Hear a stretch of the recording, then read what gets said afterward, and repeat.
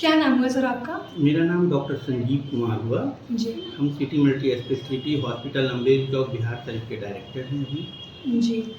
Sir dengue को लेकर information चाहिए था, जैसे किस तरीके से इससे बचाव हो सकता है और अगर किसी को डेंगू है तो कोई इग्नोर करते हैं, किन्हीं को समझ में नहीं आता है, तो किस तरीके से क्या कुछ लक्षण होते हैं उनके बारे में बता दीजिएगा।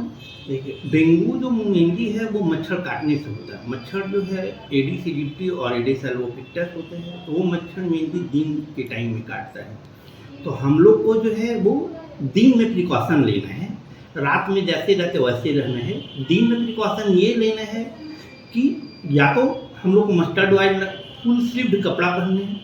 अगर जहाँ पे मजबूरी है कि हम लोग नहीं पहन पाए तो ऐसी कंडीशन में हम लोग मस्टर्ड ऑयल हो गया, कोकोनट ऑयल हो गया, प्लस वैसा क्रीम जो आता है जो कि मॉस्किटो रिपेलेंट रहता है, वो सब चीज़ लगा के रखना है। और अगर मॉस्किटो काट लिया, किसी को डेंगू है, तो ऐसे कंडीशन में उन लोग को मच्छरदानी के अंदर रहना है, प्लस ताकि दूसरा मच्छर काटे और वो दूसरा को काटे तो उन लोगों को डेंगू न हो, ताकि जो डेंगू का पेशेंट है उसको बचाना है। क्योंकि डेंगू का मच्छर जो होता है वो खुद इन्फेक्टिव नहीं होता है, मगर डेंगू पेशेंट को अगर काटता है तो वो इन्फेक्टिव होता है और उसको लाइफ टाइम रहता है।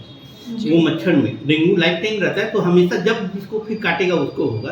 तो एक चीज़ ये प्रिकॉशन लेना है कि जिसको पेशेंट को काटा है, जो पेशेंट है उसको प्रिकॉशन लेने हैं कि वो खुद मच्छरदानी के अंदर आ जाए, उसको मच्छरदानी के अंदर रखना है, प्लस जहाँ पे है वो मच्छर काट ना पाए।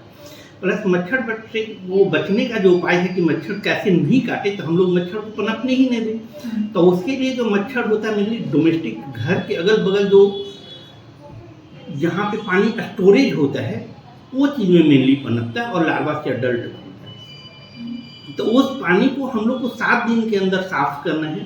वैसा जगह जहाँ पे पानी को साफ नहीं कर सकते तो वहाँ पे किरासन ऑयल डाल देना है। अच्छा। तो ये मेनली प्रिकॉशन लेना है जिसके कारण कि हम लोग उससे बच सकते। सिम्टम्स क्या कुछ होते हैं? हाँ, सिम्टम इसका बहुत इम्पॉर्टेंट है जानना कि जो लोग सिम्टम जानेंगे तो उनको पता लगेगा कि हमको डेंगू है कि नहीं। तो इसमें मोस्ट इम्पॉर्टेंट जो होता है बुखार होता है। बुखार होता है वो सिवियर होता है, मतलब 101, 102, 103, 104 डिग्री फ़ारेनहाइट होता है।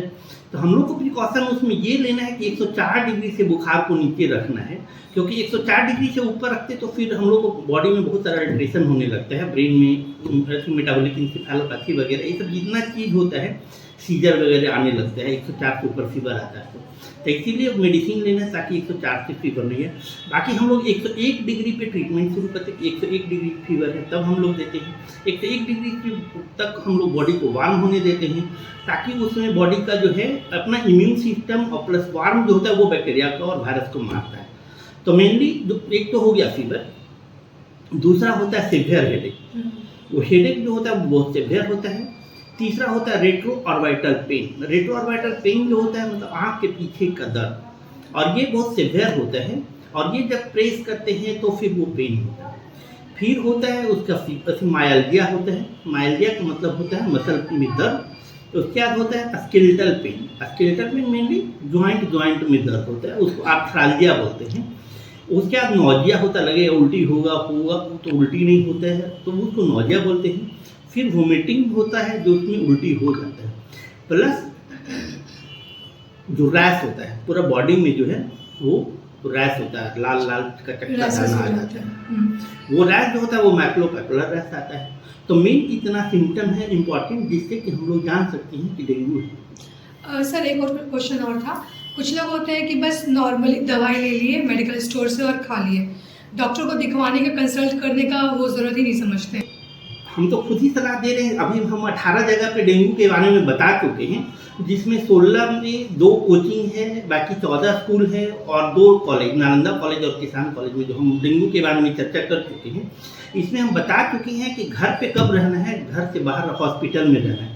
तो घर पे तभी तक रहना जब तक सीवियर डेंगू नहीं हो, डेंगू हेमोरेजिक फीवर नहीं हो, डेंगू हेमोरेजिक फीवर की शॉक नहीं हो, और जब तक undifferentiated fever, asymptomatic classical dengue है तब उसमें हम लोग घर में कर सकते हैं। डॉक्टर भी दिखा करके उसको घर भेज देते हैं। मगर जैसे थ्रोम्बोसाइटोपेनिया हो गया, मतलब प्लेटलेट बहुत ज़्यादा कमने लगता है, तो उसमें हॉस्पिटलाइज होना बहुत ज़रूरी है। डेंगू हेमोरेजिक फीवर है तो ट्रीटमेंट फिर घर में ना करके हॉस्पिटल में करना है। सिवियर डेंगू है तो फिर हॉस्पिटल में करना है, और डेंगू हेमोरेजिक फीवर भी शौक है तो फिर हॉस्पिटल में लोग करना है। घरेलू उपाय करने लग जाते हैं। हाँ, घरेलू उपाय में जो मेनली हम जो बता रहे हैं, प्लस जहाँ तक ये देखे हैं, तो उसमें मेनली क्या है, हम लोग को बॉडी को डिहाइड्रेट नहीं होने देना है, मतलब हाइड्रेशन मेंटेन करना है। हाइड्रेशन। हाँ, तो उसमें हम लोग क्या करते हैं मेनली, जैसे ORS दिए, इलेक्ट्रोल पाउडर दिए, उसके बाद ये नींबू चीनी नमक पानी का घोल जो रहता है उसको बना करके रखे, वो पीते रहे। उसके बाद फिर नारियल पानी हो गया, फ्रूट जूसेस हो गया, ये सब चीज़ बहुत इंपॉर्टेंट है जो कि आदमी को लेना है घर में। फिर हॉस्पिटल में जैसे आने पे फिर हम लोग फ्लूइड देते हैं, ब्लड देते हैं, प्लेटलेट देते हैं, वो सब जैसा जैसा इंडिकेशन रहता है तब करते हैं। फिर हम लोग ऑक्सीजनेशन करते हैं, यूरिन आउटपुट मेजर करते हैं, लॉस ऑफ एपेटाइट है तो हम लोग फिर ओरल फीडिंग देते हैं, मतलब रेस्ट्यूब से, वो सब ICU का मैनेजमेंट है।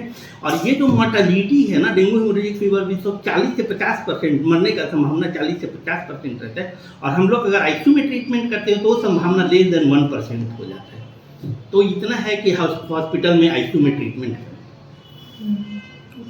डेंगू से बचने का एक जो है हम लोग के पास जो एक वैक्सीन आता है, बट वो वैक्सीन बहुत इंपॉर्टेंट, डेंगू वैक्सिया बोलते हैं उस वैक्सीन को, या CYD TDV वैक्सीन का भी नाम है।